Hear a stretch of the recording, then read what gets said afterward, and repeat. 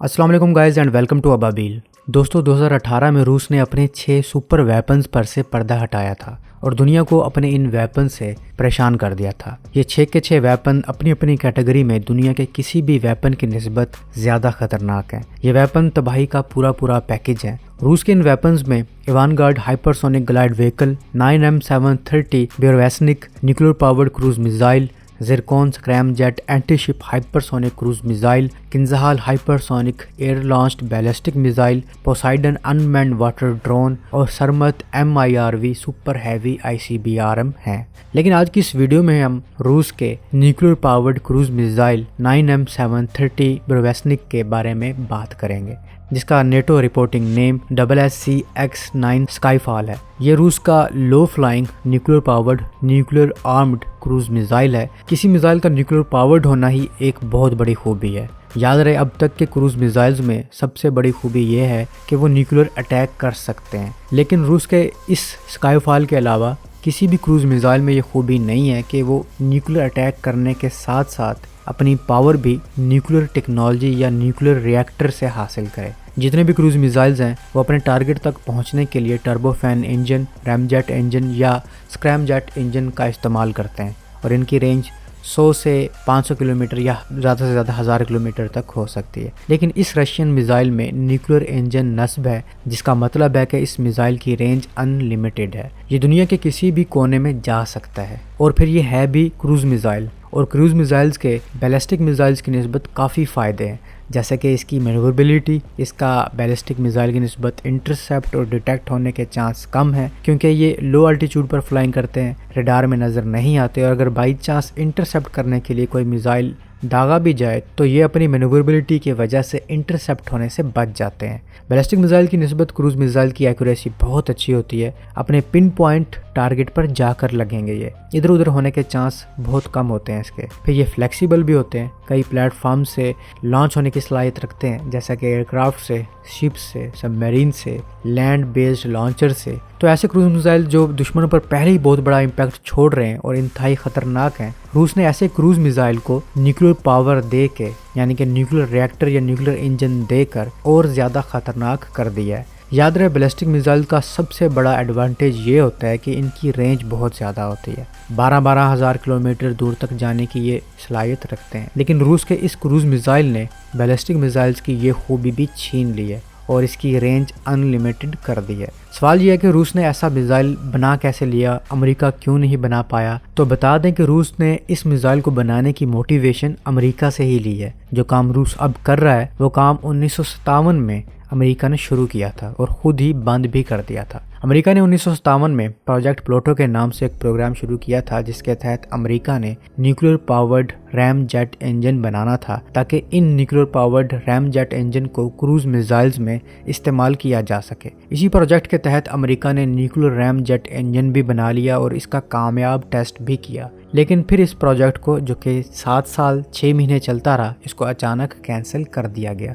और अमेरिका के इस प्रोजेक्ट को कैंसिल करने की वजूहात रीज़नेबल थी, क्योंकि क्रूज मिसाइल में न्यूक्लियर पावर्ड इंजन का इस्तेमाल करना न्यूक्लियर वारहेड से भी ज़्यादा ख़तरनाक हो सकता है। फ़िज़ा में रेडियो एक्टिव तो फैलनी ही थी, लेकिन इसके साथ साथ न्यूक्लियर वेपन के फैलाव का सबब भी बनना था। यानी अगर एक न्यूक्लियर इंजन, जो कि जाहिर है आप किसी दुश्मन पर दाग रहे हैं, तो ये न्यूक्लियर इंजन आप जानबूझकर दुश्मन को भी दे रहे हैं। किसी भी मिसफायर की सूरत में अगर ये पूरा मिसाइल ही दुश्मन के हाथ लग जाए तो आपके तो लग जाएंगे। इसके अलावा ऐसे मिसाइल की मेंटेनेंस डेवलपमेंट किसी दूसरे क्रूज मिसाइल से काफ़ी महंगी पड़ती है। एक तरफ तो इसकी रेंज अनलिमिटेड है और ज़्यादा खतरनाक है किसी दूसरे क्रूज मिसाइल की निस्बत, लेकिन दूसरी तरफ इसकी स्पीड और पेलोड दूसरे क्रूज मिसाइल से ज़्यादा नहीं है। आपको और मुझे तो अच्छा लग रहा होगा कि अमेरिका के मुकाबले में रूस के पास ये पावरफुल वेपन है, लेकिन याद रखिएगा, ऐसे वेपन सिविलियन का ज़्यादा नुकसान करते हैं, आम इंसान ही मारे जाते हैं। और रूस का ये मिसाइल सिर्फ दुश्मन के लिए ही नहीं, खुद रूस के लिए भी उतना ही खतरनाक है। किसी भी हादसे की सूरत में रूस का ही नुकसान करेगा। बल्कि कुछ इसी नौयत का वाकया इस मिसाइल के मुकम्मल सर्विस में शामिल होने से पहले ही हो चुका है। 2019 में रूस की न्यूक्लियर एनर्जी एजेंसी ने यह बात कन्फर्म की है। सेवरोडोनेट्स्क के नज़दीक state central navy testing range में एक एक्सीडेंट हुआ था, जिसमें 5 साइंसदान रेडियो एक्टिविटी की वजह से मारे गए। इन्होंने ये कन्फर्म नहीं किया कि यहाँ टेस्ट किस वेपन का चल रहा था, लेकिन बहुत से एनालिस्ट का ख्याल है कि यहाँ रूस के इसी स्काईफॉल मिसाइल का टेस्ट जारी था। और इसी मिसाइल की वजह से ये भी होगा कि अमेरिका भी तैश में आकर अपना पुराना प्रोजेक्ट शुरू कर सकता है और वो रूस के इस मिसाइल से भी ज़्यादा खतरनाक होगा। अमेरिका ने 50s में जो इस तरह का मिसाइल बनाया था जिसे सुपरसोनिक लो अल्टीट्यूड मिसाइल कहते हैं, जिसकी स्पीड मार्क 3 थी और कम से कम 150 मीटर की बुलंदी पर परवाज कर सकता था, जो कि बहुत ज़्यादा काफ़ी है किसी भी किस्म के रडार से बच निकलने के लिए। इसके अलावा अमेरिका के इस मिसाइल में 16 न्यूक्लियर वारहेड एक साथ ले जाने की सलाहियत थी, यानी ये न्यूक्लियर पावर्ड अनलिमिटेड रेंज वाला मिसाइल 16 मुख्तलिफ टारगेट पर न्यूक्लियर अटैक कर सकता था। तो सोचें, अमेरिका अगर इस प्रोजेक्ट को दोबारा स्टार्ट कर दे तो क्या होगा। पूरी दुनिया इन दोनों ममालिक की वजह से रिस्क पर आ जाएगी। इसके अलावा दुनिया के दूसरे ममालिक भी इसी तरह के मिसाइल को हासिल करने की दौड़ में शामिल हो जाएंगे। याद रहे, रूस ये बात करता है कि ये मिसाइल अभी अंडर डेवलपमेंट है, जबकि बहुत से एनालिस्ट और रिसर्चर्स का मानना है कि ये मिसाइल रूस काफ़ी तादाद में बना भी चुका है और अब रूस इस मिसाइल के लिए लॉन्च साइट्स और पैड्स डेवलप कर रहा है ताकि वक्त आने पर इस मिसाइल को लॉन्च किया जा सके, जो कि वोलोगदा 20 के नज़दीक है। वोलोगदा 20 रूस की एक न्यूक्लियर स्टोरेज फैसिलिटी है जो कि इंतहाई प्रोटेक्टिव है, जहां रूस अपने न्यूक्लियर वेपन स्टोर रखता है। इसी के नज़दीक लॉन्च साइट भी बनाई जा रही है ताकि इन मिसाइलों को वक्त आने पर लॉन्च किया जा सके। दोस्तों, ये पहली दफ़ा नहीं है कि अमेरिका और रूस न्यूक्लियर रिएक्टर का इस्तेमाल किसी फ़िज़ाई वेपन में किया हो, बल्कि ये दोनों मुल्क इससे पहले फाइटर जेट्स, हेलीकॉप्टर्स, इंटरसेप्टर और बॉम्बर्स के लिए भी न्यूक्लियर रिएक्टर बनाने की कोशिश कर चुके हैं।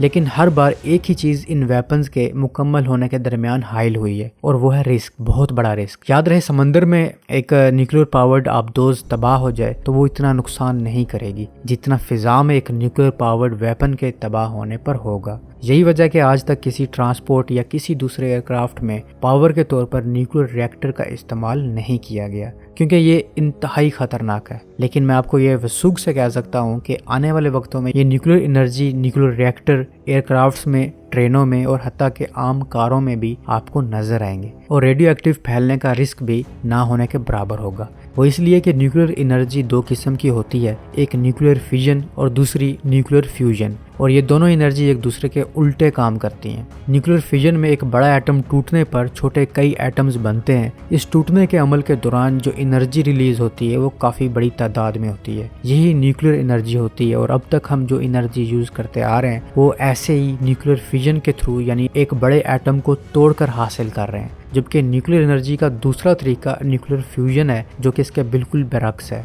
इसमें एटम टूटने से नहीं बल्कि दो छोटे आइटम के जुड़ने से एक बड़ा एटम बनता है और इस प्रोसेस में न्यूक्लियर एनर्जी रिलीज होती है। और ये वाली न्यूक्लियर एनर्जी एक क्लीन न्यूक्लियर एनर्जी है, इसके नुकसानात नहीं हैं और इसके अलावा इसकी एफिशिएंसी दूसरी न्यूक्लियर एनर्जी से काफ़ी ज़्यादा है। और यही न्यूक्लियर एनर्जी आप एक दिन अपनी कार में भी यूज़ करेंगे। चलो आप ना सही, आपके बच्चे यूज़ करेंगे, लेकिन करेंगे ज़रूर, क्योंकि ये न्यूक्लियर एनर्जी एक क्लीन एनर्जी है। मुस्तकबिल में इसका बहुत ज़्यादा एज आ पावर सोर्स इस्तेमाल होने वाला है। फिलहाल ये एक पेचीदा अमल है, ये कमर्शियल नहीं हुई, ताहम कई ममालिक इस न्यूक्लियर एनर्जी के पावर प्लांट बना रहे हैं और कई बना भी चुके हैं, जिनमें चीन, रूस, फ्रांस, जापान और अमेरिका शामिल हैं। तो अगर ये वाली न्यूक्लियर एनर्जी कमर्शियल हो जाती है या आम हो जाती है तो दुनिया यकसर तब्दील हो जाएगी। हर पावर लेने वाली चीज़ में यही न्यूक्लियर एनर्जी यूज़ होगी, अब चाहे वो इंडस्ट्रियल लेवल पर हो या कोई वेपन हो। तो अब तक के लिए इतना ही। उम्मीद आपको ये छोटी सी वीडियो पसंद आई होगी। मिलता हूँ एक नई वीडियो के साथ, तब तक के लिए अपने होस्ट बिलाल को इजाज़त दीजिए।